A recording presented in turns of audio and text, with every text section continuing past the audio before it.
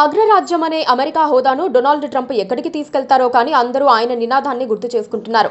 Make America great again నినాదంతో ఆయన ఓటర్లను ఆకట్టుకున్నారు. తీరా చూస్తే ఇప్పుడు $50 లక్షల పౌరసత్వాన్ని అమ్మకానికి పెట్టేందుకు సిద్ధమవుతున్నారు. 10 లక్షల మందికి సభ్యత్వం ఇచ్చి $5 లక్షల కోట్ల వెనకేద్దామని ప్లాన్ చేసుకుంటున్నారు. డబ్బు సంపాదించడానికి ఇంతకన్నా సులువైన మార్గం ట్రంప్ టీంకు కనిపించినట్లుగా లేదు. ఇప్పటి వరకు ఉన్న EB-5 విధానంలో $8 లక్షల పెట్టుబడి పెట్టి 10 మంది అమెరికన్లకు ఉద్యోగాలు కల్పించాలి. ఇప్పుడు ఈ విధానాన్ని ఎత్తేసి నేరుగా డబ్బులు కడితే పౌరసత్వం ఇచ్చేయాలనుకుంటున్నారు. విధి విధానాలు 2 వారాల్లో ప్రకటించే అవకాశం ఉంది. ఇప్పటికే ఉద్యోగుల్ని రాచి రంపాన పెడుతోన్న ట్రంప్ టీం ఇప్పుడు కొత్తగా విదేశీయులకు పౌరసత్వాన్ని డబ్బులకు ఇచ్చి దేశాన్ని ఎక్కడికి తీసుకెళ్తారన్న బెంగ వారికి ప్రారంభమైంది. అమెరికాలో జీవనం కోసం చాలా మంది ఎదురు చూస్తూ ఉంటారు. అక్కడ పౌరసత్వం కూడా తీసుకోవాలని భావిస్తూ ఉంటారు. ఇప్పటి వరకు పౌరసత్వం వెంటనే వచ్చేందుకు ఉన్న దారి అక్కడ పెట్టుబడి పెట్టడం. EB-5 అనే విధానం అమల్లో ఉండేది. EB-5 వీసా ప్రోగ్రాం కింద కనీసం $8 లక్షల పెట్టుబడి పెట్టి 10 ఉద్యోగాలను అమెరికన్లకు ఇవ్వాలన్న నిబంధన ఉండేది. అంటే నేరుగా ప్రభుత్వానికి చెల్లించాల్సిన పని లేదు. వ్యాపారంలో పెట్టుబడి పెడితే గ్రీన్ కార్డు లాంటి పౌరసత్వం వచ్చేస్తుంది. ఇప్పుడు EB-5 వీసా విధానాన్ని ఎత్తేస్తోన్న ట్రంప్ గోల్డ్ కార్డును ప్రవేశపెడుతున్నట్లుగా ప్రకటించారు.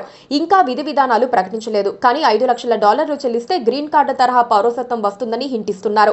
ఈ గోల్డ్ కార్డు వల్ల పెద్ద ఎత్తున ఆదాయం వస్తుందని అంచనా వేస్తున్నారు. ప్రపంచవ్యాప్తంగా ఉన్న ధనవంతులు అమెరికా వైపు ఆకర్షితులు కావడానికి ఇది బాగా ఉపయోగపడుతుందని ట్రంప్ భావిస్తున్నారు. మరో 2 వారాల్లో EB-5 వీసా విధానం స్థానంలో గోల్డ్ కార్డు విధానాన్ని ప్రవేశపెడతామని ప్రకటించారు.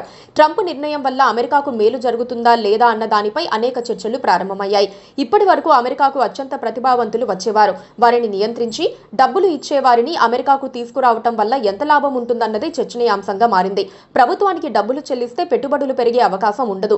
ఒకవేళ పెట్టుబడులు పెట్టి ఉద్యోగ అవకాశాలు కల్పించాలన్న విధానమే అయితే EB-5 విధానం బెటర్ గానే ఉంటుంది. కనీసం $70 కోట్ల పెట్టుబడి పెడితే గ్రీన్ కార్డు వస్తుంది. 10 మందికి ఉద్యోగాలు వస్తాయి. ఇప్పుడు గోల్డ్ కార్డు కూడా అలాంటిదే. అయితే పేరు మారుస్తున్నట్లుగా చెబితే సరిపోయేది. కానీ మొత్తం స్కీమ్ మారుస్తున్నారు.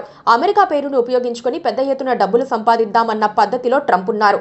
ఉద్యోగుల్ని తొలగించడంతో పాటు అడ్మినిస్ట్రేషన్ సైజును బక్కచిక్కిపోయేలా చేస్తున్నారు.